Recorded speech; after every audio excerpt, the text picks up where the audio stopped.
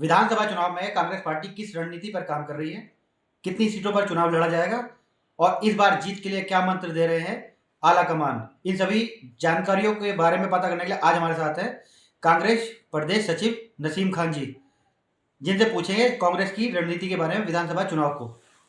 बहुत बहुत स्वागत है। क्या कहना चाहेंगे विधानसभा चुनाव को? देखिए, निश्चित रूप से उत्तर प्रदेश का जो विधानसभा चुनाव है, देश में अहम भूमिका निभाएगा और उत्तर प्रदेश के अंदर मजबूती ही दिल्ली के रास्ते को साफ करती है। और ये चुनाव सरकार बनाने का चुनाव नहीं है, बल्कि देश की राजनीति की दशा और दिशा बदलने का चुनाव है। इस देश के संविधान को बचाने का चुनाव है, इस देश के किसान को बचाने का चुनाव है, इस देश के युवाओं को बचाने का चुनाव है, बेरोज़गारी जो बढ़ रही है उसको कम करने का चुनाव है। मुद्दे बहुत हैं जो भारतीय जनता पार्टी सरकार में आई थी, जिन मुद्दों के साथ, उन मुद्दों पे कोई काम नहीं किया। ये चुनाव बहुत महत्वपूर्ण देश के लिए है, ये कांग्रेस पार्टी मानती है। अच्छा, देखा गया है कि पिछले 10 साल में मनमोहन सिंह जी देश के प्रधानमंत्री रहे हैं, लेकिन उसके बाद लगातार कांग्रेस पर आरोप प्रत्यारोप लगते रहे घोटाले को लेकर। अगर देखें तो भाजपा में अभी तक किसी आरोपों में नहीं घिरी है। क्या कहना है, क्या कहेंगे इसके बारे में? देखिए, मैं एक चीज़ मानता हूँ, मनमोहन सिंह को जी के ऊपर, मनमोहन सिंह की सरकार में भारतीय जनता पार्टी ने विपक्ष में होते हुए बहुत बड़े-बड़े आरोप लगाए थे और भारतीय जनता पार्टी पर्दे के पीछे से केजरीवाल और अन्ना हज़ारे का इस्तेमाल भारतीय जनता पार्टी ने किया था। हम याद करें जो घोटाला हमारे ऊपर लगाया गया और ये बताया गया बहुत इतनी ज़ीरो है कि गिन नहीं सकते, अरबों-खरबों का घोटाला है। वो सारे घोटाले कोर्ट में जाके धराशायी हो गए। एक भी गिरफ्तारी मोदी की सरकार में कांग्रेस पार्टी के नेता की नहीं हुई। जो भी गिरफ्तारी हुई थी वो मनमोहन सिंह जी के समय में हुई थी, जमानत पे लोग छूट करके आए थे, उसके बाद वो लोग बाइज्जत बरी हुए हैं। हम ये पूछना चाहते हैं कि विनोद राय जो कैग के चेयरमैन थे, जिन्होंने जिन्होंने क घोट कै इसमें पोल में मनमोहन सिंह जी के ऊपर आरोप लगाए थे और संजय निरुपम जी ने उनके खिलाफ मानहानि का मुकदमा किया था। कैग के डायरेक्टर विनोद राय ने माफ़ी माँग करके अपने आप को बचाया है।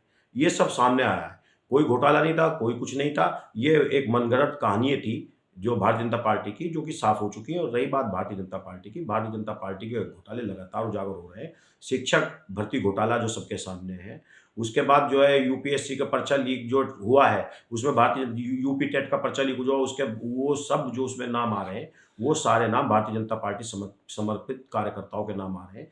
आज घोटाला सरकार में है, जिस दिन ये सरकार से हटेंगे और दूसरी सरकार आएगी और इसकी जाँच होगी, जो इनकी नीति है, तो ये बड़े-बड़े घोटालों में फँसेंगे, बड़े-बड़े जो है करप्शन में फँसेंगे और ये लोग जेल में होंगे सीधा-सीधा। अच्छा, लड़की हूँ लड़ सकती हूँ, ये नारा दिया है प्रियंका गांधी ने। साथ ही लैपटॉप और वो स्कूटी देने का भी वादा किया विधानसभा चुनाव में।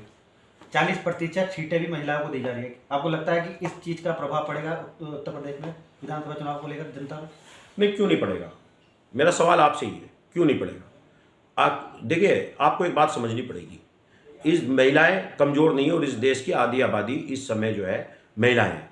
और उत्तर प्रदेश के भी अंदर महिलाओं की वोटें बनी है। अभी जो है एक रिपोर्ट आई है जिसमें महिलाओं ने बढ़-चढ़ के अपनी वोटें बनवाई है। और उत्तर प्रदेश में भी आधी आबादी है। ये आखिरकार वोटर है, इनकी आवाज़ कौन उठाएगा? दीदी प्रियंका गांधी उत्तर प्रदेश के अंदर पहली नेता बनी है जिन्होंने महिलाओं की सीधी राजनीति के अंदर भागीदारी को सुनिश्चित किया है। महिला छोटे-छोटे बच्चों का बलात्कार हो रहा है। आपने हाथरस की बच्ची का देखा होगा, छोटी-सी बच्ची का बलात्कार हुआ। उसके बाद पुलिस ने उसके परिवार से छीन के परिवार को बंधक बना करके और रात को जलाने का काम किया। वीडियो में ये आया है, कोई पेट्रोल जैसा पदार्थ भी डाल करके उसको जलाया। है, उसमें कौन लोग मिले? भारतीय जनता पार्टी के समर्थित जो है इनके सहयोगी संगठन, उनके लोग मिले। उन्नाव के अंदर बच्ची के साथ बलात्कार हुआ, उसमें जेल कौन गया? भारतीय जनता पार्टी का विधायक जेल गया। शाहजहांपुर के अंदर एक बच्ची से मालिश कराई गई और जब उस बच्ची ने शिकायत की तो किसके खिलाफ शिकायत की आपको जानकारी है? पूर्व गृह राज्य मंत्री ये चिन्मयानंद, जो कि भारतीय जनता पार्टी के पूर्व केंद्रीय गृह राज्य मंत्री थे। जहां-जहां बच्चियों के साथ बलात्कार है, जहां-जहां महिला अपराध है, वहां-वहां भारतीय जनता पार्टी के नेता स्पष्ट रूप से सीधे उस अपराध में शामिल हैं। तो क्यों क्यों महिलाओं की बात न की जाए? क्यों महिला साथ नहीं देंगी प्रियंका गांधी का? एक्चुअल क्या है, जब तक महिलाएं विधानसभा में नहीं पहुंचेंगी अपने हक के कानून बनाने के लिए, जब तक उनकी समस्या का समाधान नहीं होगा। अच्छा, विपक्ष का लगातार कहता है कि राहुल गांधी जो है सिर्फ चुनाव के टाइम में उत्तर प्रदेश की तरफ झांकते हैं। जब वो पूरी तरह फेल हो गए हैं तो अब बहन को आगे कर दिया है। क्या उनका कुछ प्रेशर पड़ेगा जनता पर कि हाँ प्रियंका गांधी आई हैं चुनाव के अंदर? देखिए, जहाँ तक मेरा ख्याल है, जो राहुल गांधी जी के बारे में बातें की जाती है, ये केवल भारतीय जनता पार्टी के लोग कहते हैं और भारतीय जनता पार्टी की जो गुणगान कर रही है national media, main stream media, वो लोग इस बात को उठाते हैं। मैं धन्यवाद देना चाहूँगा यूट्यूब चैनल का कि सच्चाई आप लोग सामने ला रहे हैं। राहुल गांधी एक ऐसे वाहिद नेता हैं देश के अंदर जिन्होंने अब तक जो बात कही है वो सच साबित हुई है। आप याद करें राहुल गांधी जी ने क्या कहा था, जब तक महिलाएं विधानसभा में नहीं पहुंचेंगी अपने हक के कानून बनाने के लिए, जब तक उनकी समस्या का समाधान नहीं होगा। अच्छा, विपक्ष का लगातार कहता है कि राहुल गांधी जो है सिर्फ चुनाव के टाइम में उत्तर प्रदेश की तरफ झांकते हैं, जब वो पूरी तरह फेल हो गए हैं तो अब बहन को आगे कर दिया है। क्या उनका कुछ प्रेशर पड़ेगा जनता पर कि हाँ प्रियंका गांधी आई हैं चुनाव के अंदर?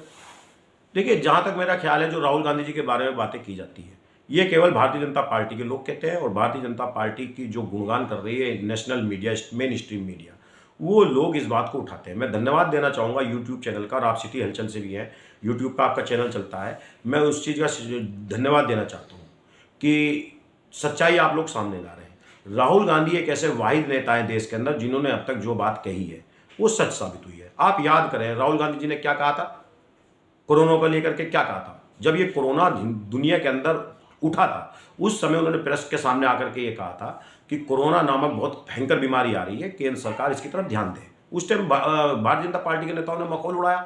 बाद में क्या हुआ, इसी बीमारी ने लाखों लोगों के परिवारों से लाखों परिवारों से उनके प्यारों को छीना है। राहुल गांधी जी ने क्या कहा था, जीएसटी व्यापारियों को नुकसान करेगी, आज व्यापारी आंदोलन थे।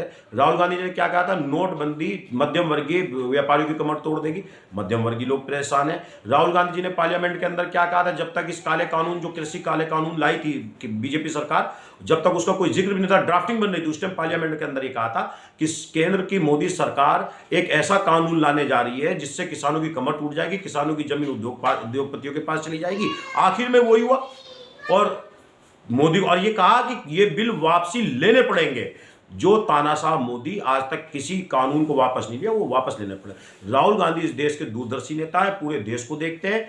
निश्चित रूप से राहुल गांधी एक सर्वमान्य लीडर इस देश के बनते जा रहे हैं। रही बात प्रियंका दीदी की, तो प्रियंका दीदी एक राजनीतिक परिवार से, हमारे गांधी परिवार से एक बड़ा चेहरा है, इसमें कोई दो राय नहीं। गांधी परिवार से प्रियंका गांधी के पिताजी ने अपनी इस देश के मिट्टी में अपना खून मिलाया, प्रियंका गांधी की दादी ने इस देश के अंदर अपना खून मिलाया है, तो वो राजनीति में आ रही। तो इसका मतलब ये नहीं है, इसका मतलब ये नहीं है बिल्कुल भी कि राहुल गांधी फेल हो गए। क्या भारतीय जनता पार्टी के बड़े नेताओं के पुत्र या पुत्री या पुत्र वधू राजनीति में नहीं आए तो वो फेल हो गए क्या सारे, हम पूछना चाहते हैं। तो प्रियंका गांधी का अपना अलग स्थान है, राहुल गांधी जी का अपना अलग स्थान है, और ये दोनों के नेतृत्व में कांग्रेस पार्टी आज पूरे देश के अंदर मोदी के खिलाफ आवाज उठाने का काम कर रहे हैं।